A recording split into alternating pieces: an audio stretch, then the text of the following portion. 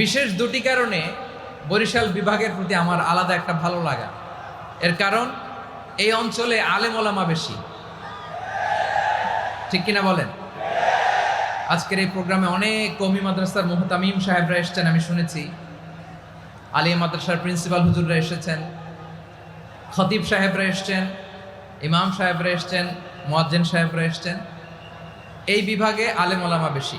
তার প্রমাণ এখানে এই বরিশালের ভেতরে আছে সারসিনা দরবার, ঠিক কিনা বলেন? অনেক হাক্কানি একটা দরবার। সারসিনার মরহুম পীর সাহেব হুজুরের খেদমত করেছি আমি অনেকবার, সুযোগ হয়েছিল আমার ছাত্র জামানায়। তো ওনাদের মাদ্রাসা কেন্দ্রিক অনেক খেদমত, আলহামদুলিল্লাহ। তারপর এই বিভাগে রয়েছে চরমোনাই দরবার, ঠিক কিনা বলেন?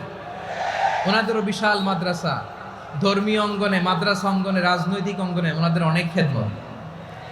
তারপরে এখানে আছে ঝালকাঠি এনএস কামিল মাদ্রাসা।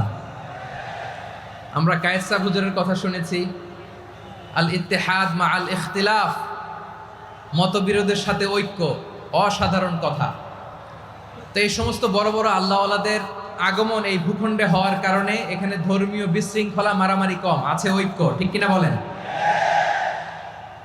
বরিশাল বিভাগের প্রতি আমার বিশেষ ভালোবাসার এটা একটা কারণ।